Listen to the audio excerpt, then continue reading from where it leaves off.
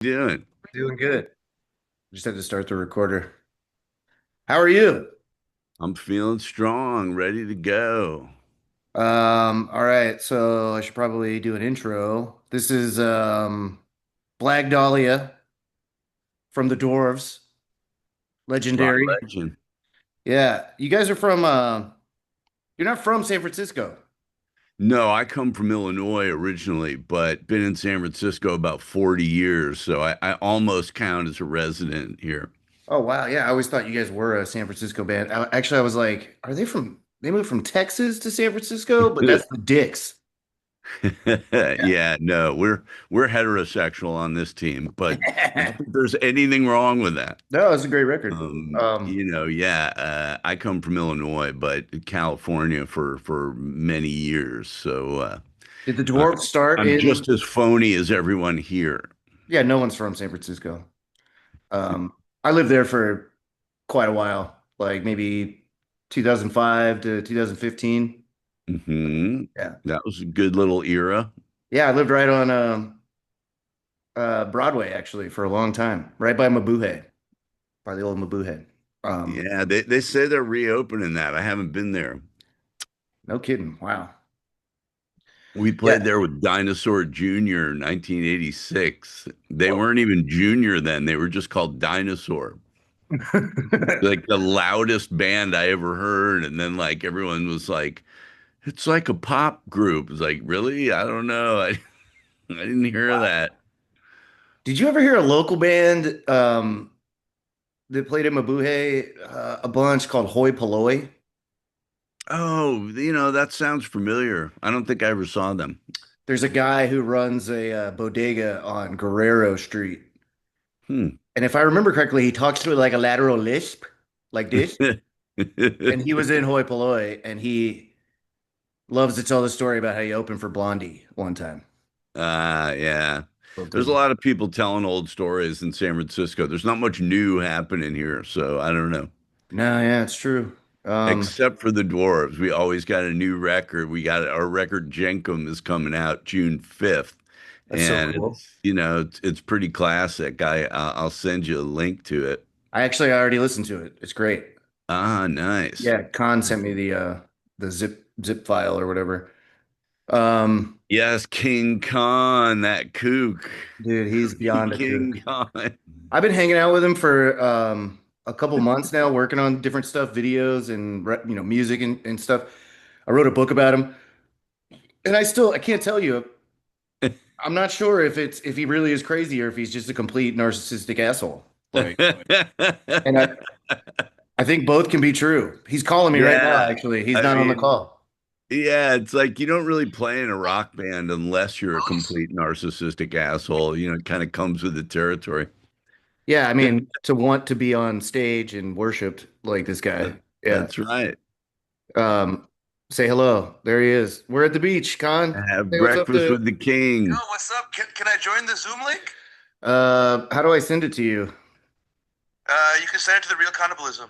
Email? Fuck, man. Look, you're Here's fucking this whole thing up See, his Khan is fucking us up in real time. in real time. Okay, I'll send it to you maybe. Or maybe See, you can jump on the second one. These are only 40 minutes. So, a lot of the garage heroes like Khan don't understand that the Dwarves were one of the first garage punk new, kind of in the 80s we were yes, like yeah. fighting on that 60s style. Yeah, yeah, yeah. And a lot of people don't really realize that because a lot of people first came to us with Blood, Guts, and Pussy in the early 90s. Right. And so they just think we were always a hardcore band. But really, my heart was in the 60s stuff. It's just the problem with that scene was, it was all people kind of playing dress up and they weren't really making good records or writing new songs or doing, it was all like, let's cover 99th floor and we'll wear this outfit and we'll play a Vox guitar or whatever it was, like they Right. didn't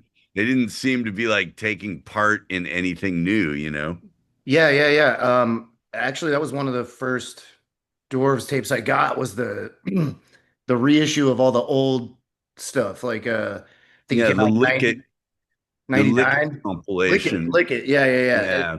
And you know what? The OCs should like write you guys a thank you letter because there's like tones and sounds in that thing that are like they had to have listened to that and just stole your whole shit. Like, Well, and Ty Segall did a version of Be a Caveman that was exactly what I had done with Be a Caveman, but I mean, everybody does things their own way. I mean, I always had more respect for that 60s crowd than they had for us.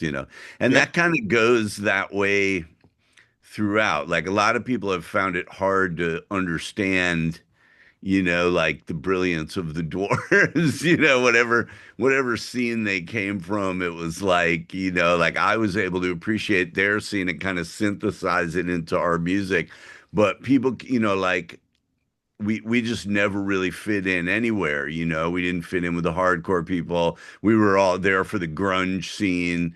And, we're kind of the token punks of that. And all those bands got major label deals. And it was like, Dwarves, what's this? And then we were part of that Gilman Street scene with pop punk and all that. And a lot of those bands got really big. And, Green Day and Offspring and Rancid and all these groups. And right. again, people didn't really understand how the dwarves fit into it. So, I mean, at a certain point, I just had to realize like we're just this independent thing that's never really going to fit into any given scene. You know what I mean? It Right. just But there worked was that way like for us. even that 90s record, that would have been like one of the first or second thing that I heard. The one with the chick holding the skateboard.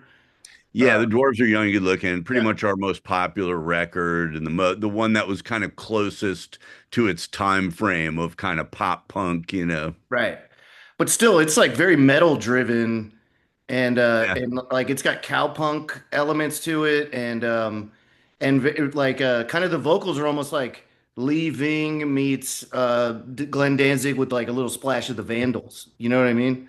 Well, Like, thank you for noticing. I love all those yeah, groups. And yeah, Young and Good Looking was a really interesting record. I mean, I always had all these different influences and I couldn't just make kind of one kind of record usually. Blood Guts, a very straightforward kind of hardcore record, but right. even at that, if you really listen to it in the songwriting, it's all just sped up kind of 60s garage or rockabilly. And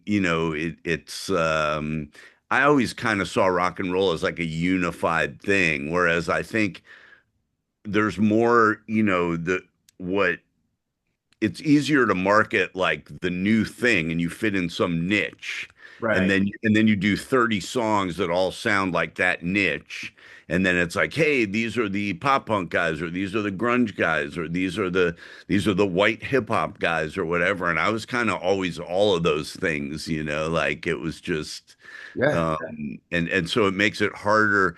Some people with a more expansive view are like, wow, this is really interesting, but most people are like, I don't get it, like I thought they were good from that one song, but then they did this other kind of song, and now that sucks. And so then you're Right. like, you No, know, I know what you mean. I don't, I make a ton of weird records that are not all indicative of my specific. I think there's like, first of all, I think the term soul music is offensive because all music is soul music. Like I treat it like it's medicine. Like I don't listen to Dwarves records from the 90s that I grew up on anymore because I've resolved that like part of my brain that needed to hear this like aggressive like porno music. It was like I equate you guys to like the punk rock like Blowfly almost because it was like pornographic a lot of it.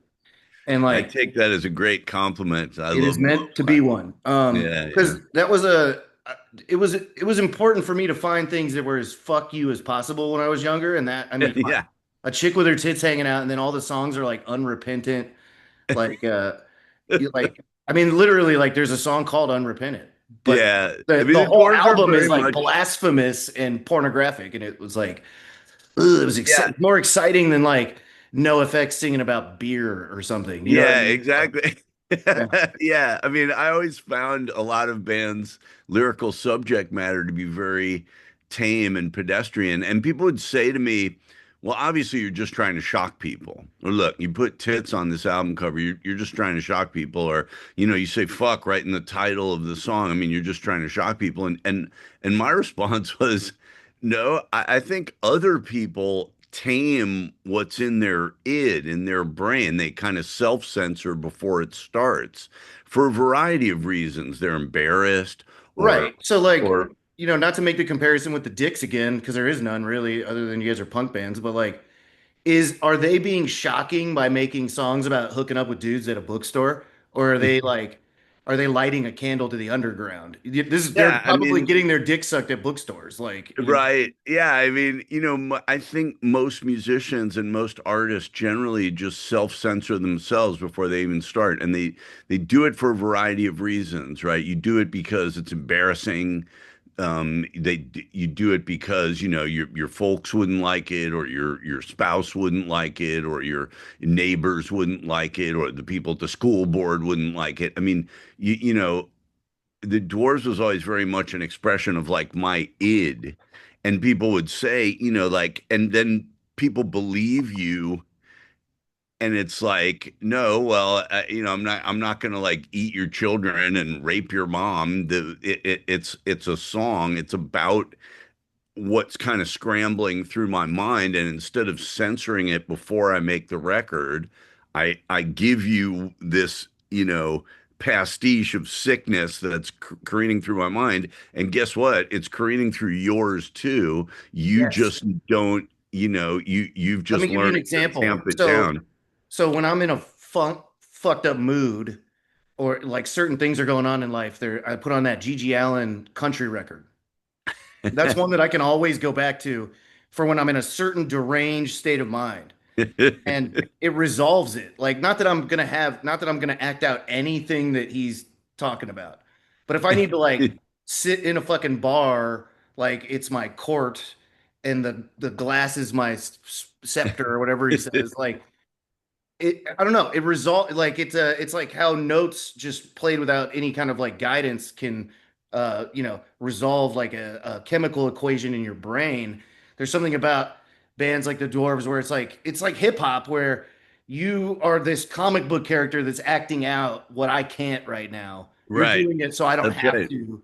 And I listen to this record and then I feel better, and now I don't fucking go get hammered or Yeah, whatever. Gigi was a big influence on us, and for me, it was kind of the fun earlier Gigi, the Yeah. first 10 years of it or so, where he was just so outrageous, and like but there was always a core of like cleverness to it, whether it was a song like "Fucking the Dog" or "Sluts in the City" or whatever it was, Yeah.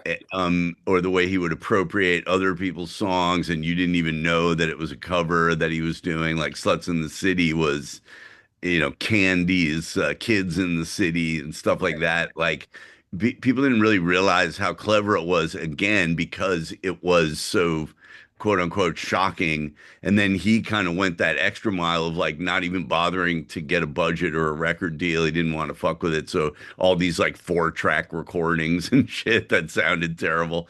I mean, yeah, Gigi was a big influence on us. And then, It's kind of that like then a there was kind of that. Fang too, like I don't think that they thought that the money would ever roll right in, or that they should destroy the handicap, but there's something about, I don't think they're saying those things to, it's almost like this like little boy humor. That's why I wanted to talk about the naked.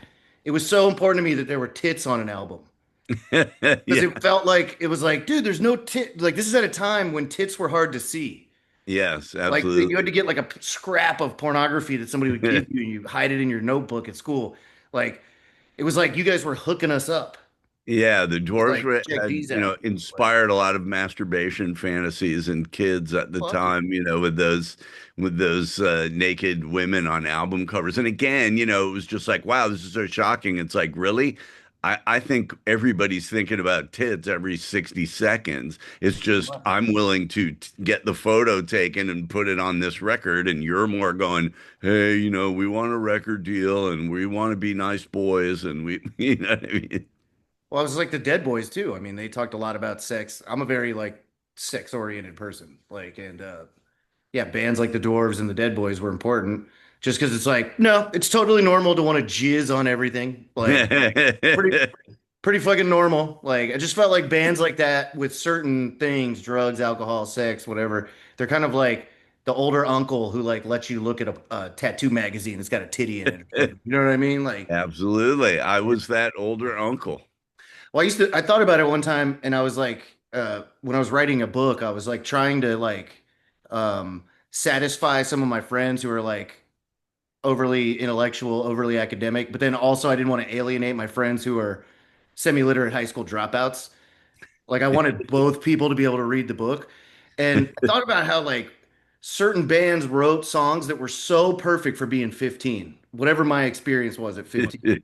And at first I was like, man, that's weird. Like, why would you be a grown man and like write like a guide to like getting through the jack off years? You know what I mean? Like, but then, It's a then good the more I question. thought I about mean, it I and the think more I went on my own journey with the book, the more I was like, oh, you're helping them out. Like, that's like, you're actually doing a good, like a public service. yeah, and it's probably with rock and roll, it's a question of kind of being stuck there, but it's also a question of, I'm not stuck there in my life, but I may be stuck there in my art because I don't want to leave that. I don't want to lose that sense of fun and adventure that rock and roll brought me early on. I Right. don't want to just go up there and kind of phone it in. I see bands phoning it in and it's like shit, man, you started boring and now that you're fucking 60, you've come into your own. You're just as boring as you were always meant to be. The Yeah. dwarves are just much more So funny you say you that because know it's I for don't really go young to a lot of people. I don't really go to a lot of shows. I kind of have like a social anxiety thing. I also have a very punchable face, so like I just don't need to be around that many people. And but a big factor of it has always been that this is fucking boring. This is like some rehearsed shit that's like not in any way spontaneous or exciting or Right.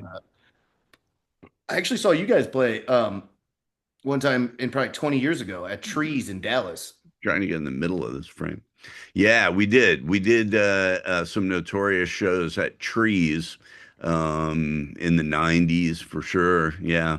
Mid 2000s, I want to say. I think I saw you guys there too. Maybe like 2004 or 5. Probably. Yeah, that place was around for a while. Yeah, it was. Yeah, it was a good spot. Hmm. We're going back to Dallas in I'm so June. glad that you started out with the fucking that you guys were basically a 60s like I love the garage like I would DJ'd for a long time in San Francisco and New York and stuff and my like eternal mission was I didn't know about Nuggets, that compilation that came out like with all the Oh yeah, that was 60s what brought us Turbo into Punk. it. Well, I mean, I didn't even know about it, and I kind of went on this mission of like finding. I like if I were to take out Nuggets the LP right now and all my 45s, I have like original like Tower Records versions of every song, Wow. and I found them all on accident. Like I've been like obsessed with that like uh 60s rhythm and blues, garage rock, kind of like new American bands that are like a response to British invasion bands, you know. Yeah, that was what really brought me into rock and roll. Yeah. I had more like I was as a younger guy just really into like Frank Zappa and a lot of weird jazz records that my brother had and just a more sophisticated thing. Yeah. And then early on, when I was a freshman in high school, somebody played me that Nuggets record and I just instantly was hooked. Oh From wow. that, I got into rockabilly and then from that I went for like punk rock, and so I always kind of saw the unity between those three scenes that they were all kind of backbeat rock and roll, Yeah. but just in different ways. And there are little bands that kind of help you along the way to think that. I mean, like you listen to the Cramps and you're like, oh, yeah, Yeah. there's like three, four genres at work in this one Yeah, and the band. Cramps exactly were such a brilliant group and so great live and but they would I think the reason I got into the Cramps was because I saw that they did Green Fuzz and Primitive, which were two of my favorite songs. And then from there, they turned me on to all these rockabilly songs that I didn't know about Charlie Feathers. that they were covering in various forms. Yeah. The Cramps were a huge influence on me. Oh yeah. I mean, fuck, I love them. They're one of my the best live show that's ever been performed in the history of music is the Cramps live at the Napa State Hospital. Yeah, it's an amazing Yeah, video. you can't at one point you can't tell who's in the band and who's the crazy Yeah. guy. Like Yeah.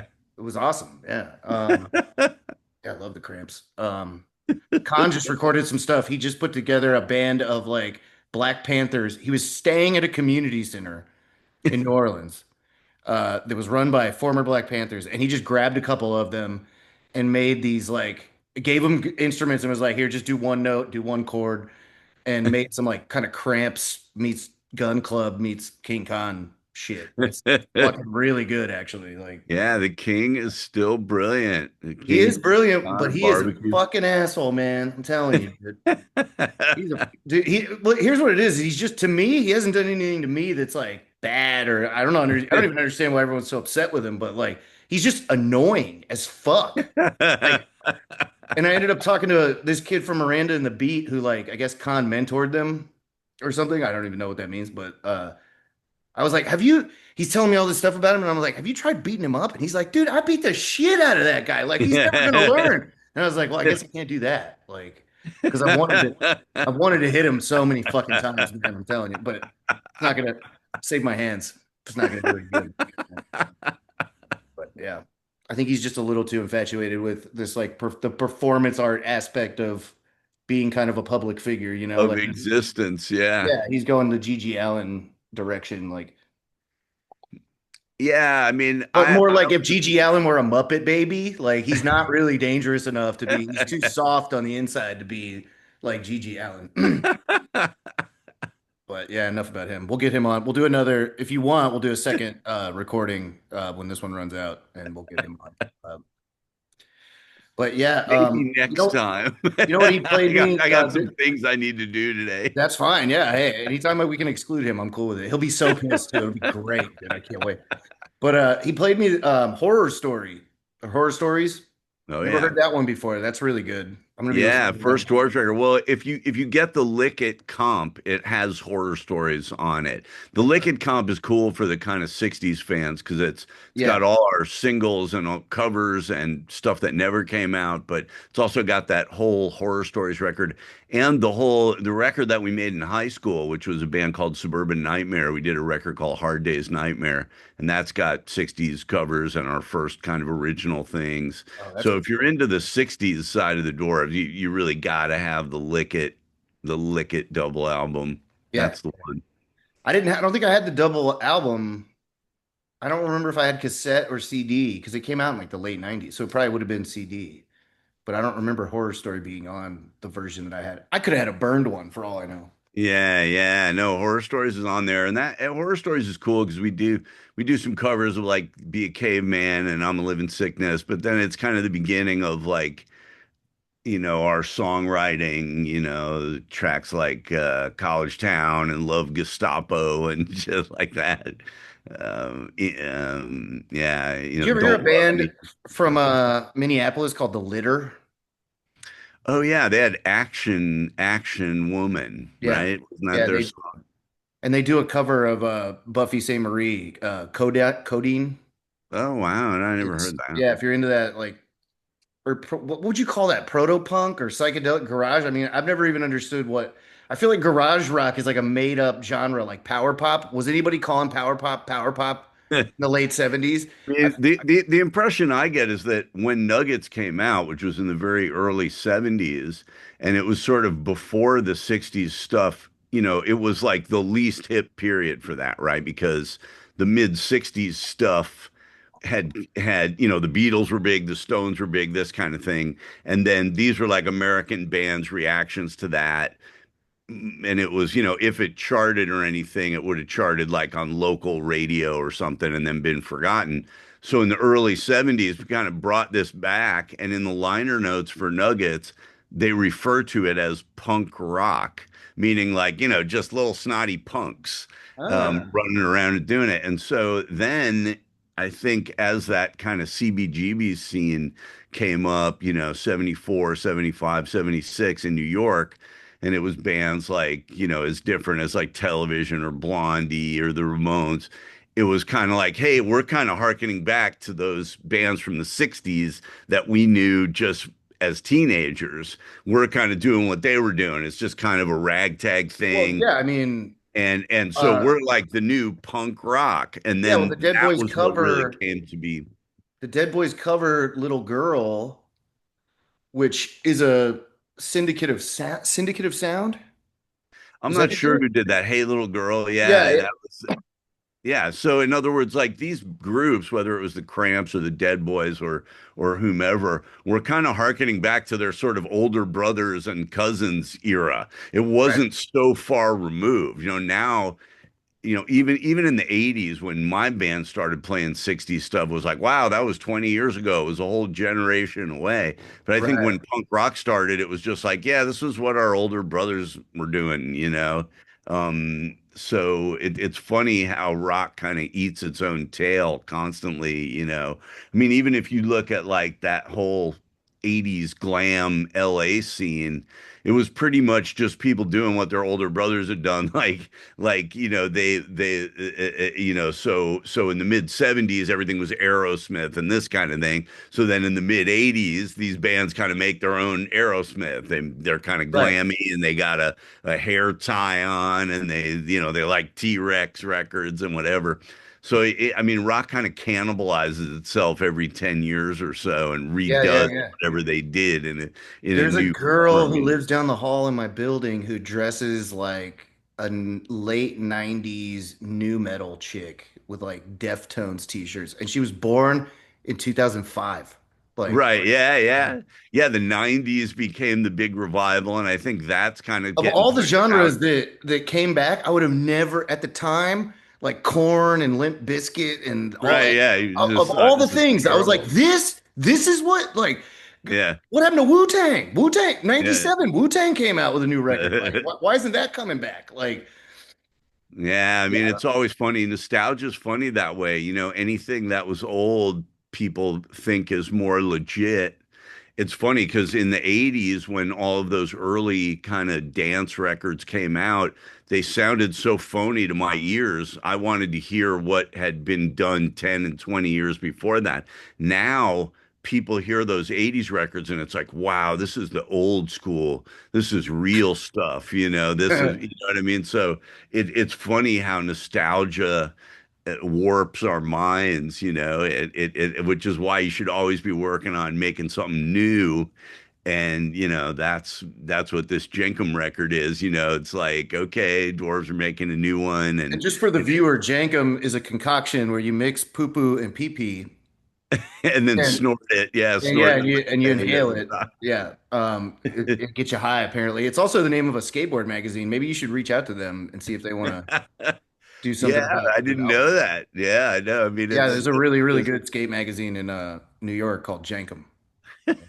I love it. Yeah, I do too. Yeah. You know what's funny is they compare like I don't know this is just a weird weed thought, but their magazine started as like at a skate house that they would compare to like Animal House. And when I think of Animal House, I think of Khan always calls this kind of like 60s rhythm and blues garage music frat rock. Frat And rock, yeah. I'd never heard that one until recently. But it makes sense. I mean, bands like the Gentrys, like I could, the Kingsmen, Yeah. like I could see those being the kind of like Yeah, I house mean, they would play party at band. dances at high Yeah. schools or colleges, and people just wanted to hear covers and whatever was going on, kind of frat rock. Yeah. Right, right, right. Yeah. What Uh, is what is the name of this show, incidentally? the Ellis Jones show. The Ellis Jones Show. That's very creative. Yeah, I know. Well, Ellis Jones isn't my real name. Ellis and Jones is an intersection in San Francisco. Yes, And that's true. The Tenderloin. yeah, and I used to tell I like bought some Coke there. if I went to the hospital, I would tell them my name was Ellis Jones. If I got caught by the Muni cops riding on the bus without paying, I would tell them my name is Ellis Jones. But now it's like my pen name. I write books. Ellis Nice. Jones. If you can see it, yeah.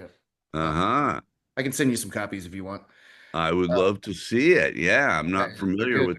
Fun Once story. again, Khan has hooked me up with an interesting fringe character. Yeah, yeah, yeah, yeah. He says I'm the next Lester Bangs, but I don't even know what that means. I never read Lester Bangs.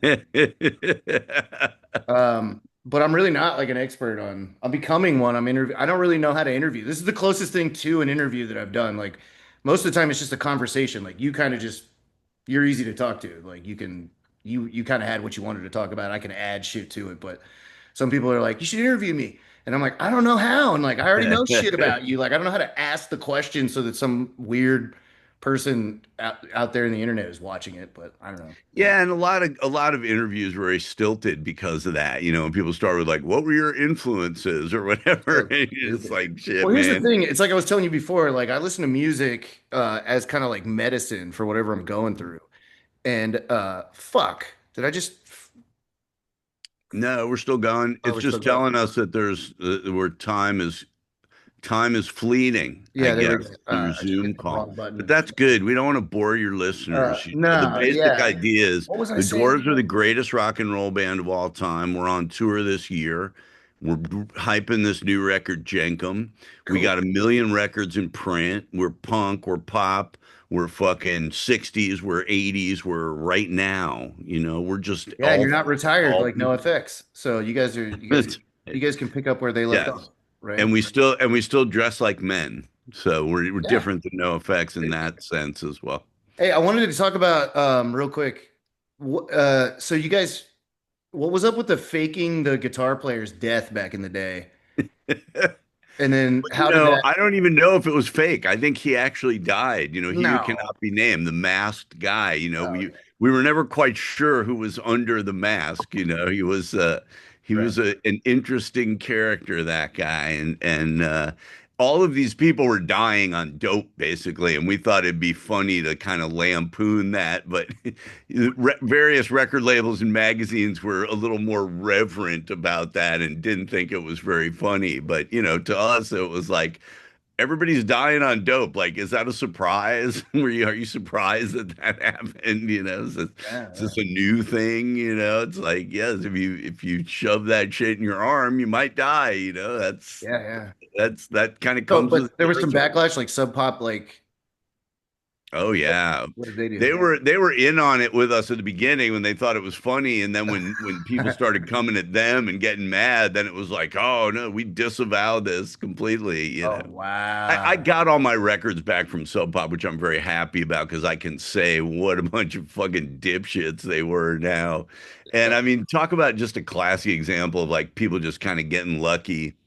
You know what I mean? I mean, right place, right time. And they've been coasting on fumes ever since the '90s. Whereas dwarves continue to like make interesting records and do interesting shit. Like they, And you you guys know, tour every year still, or what? yeah. I mean, we keep touring, we keep playing, we keep doing this and that. I mean, we don't stay on the road for the long chunks that we used to. But yeah, we're out there playing. I mean, you have to enjoy it. I mean, I think there's that early phase of your career when you just enjoy shit.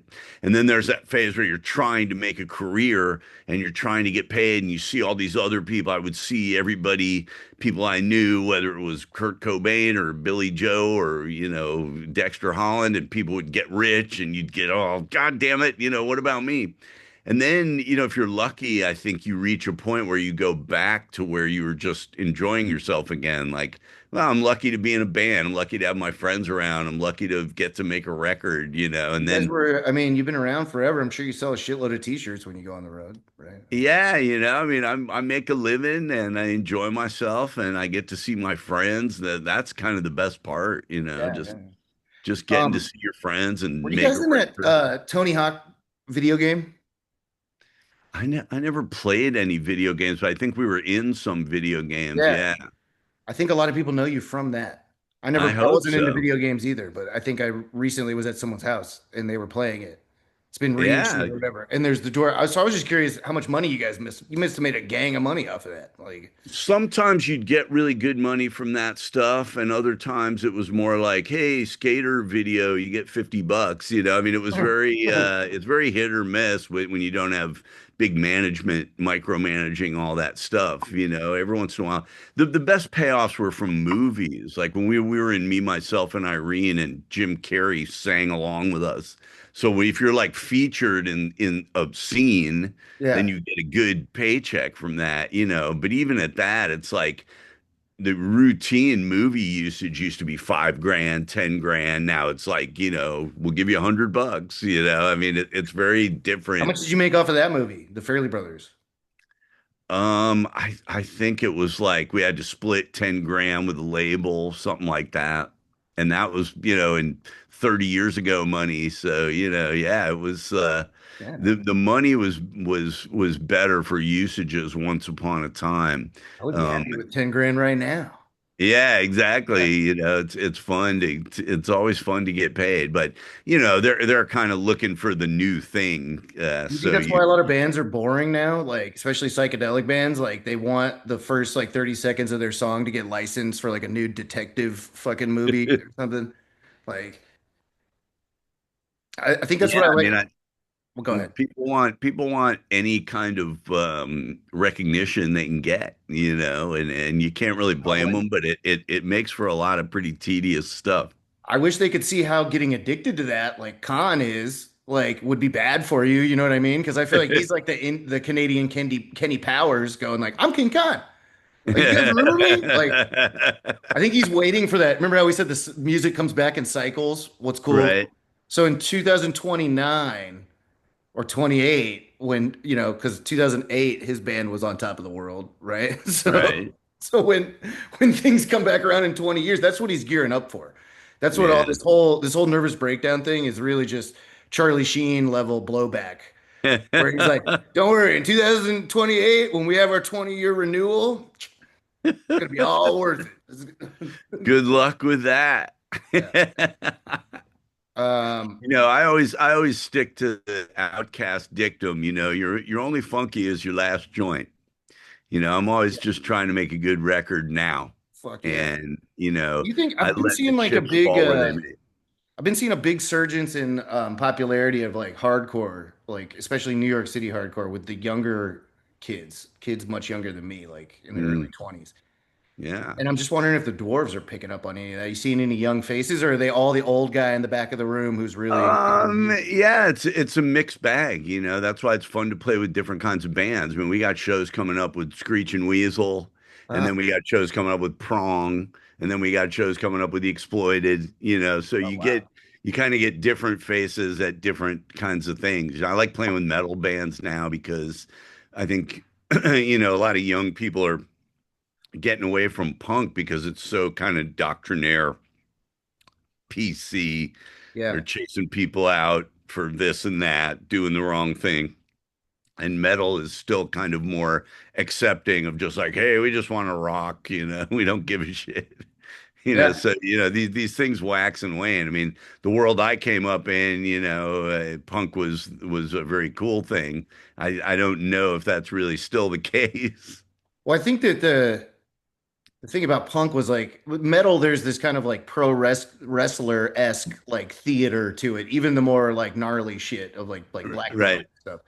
But with punk, it's like there's like it's like hip hop where the authenticity is what's doing it for the viewer. You know what I mean? It's like, right. oh, he's crazy. He really cuts himself. It's like, well, Yeah. there could be a guy who's cutting himself that's totally just performative, but the punk rock crowd loves the like, no, he's really fucked up in the head. It's like, yeah. Well, and they also got Whereas in very into metal, it's like identity more stuff. theatrical. Like, They got very into identity stuff. So it became like, well, we're the punk band for all of the, left-handed trans people, and it was like, well, dude, that's not really like the idea is that you could be left-handed and trans and be in a cool band.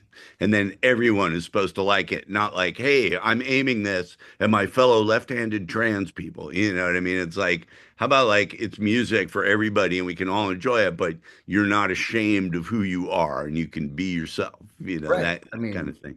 yeah. Looks like we got a minute left, buddy, but I love you and I thank you for talking to me.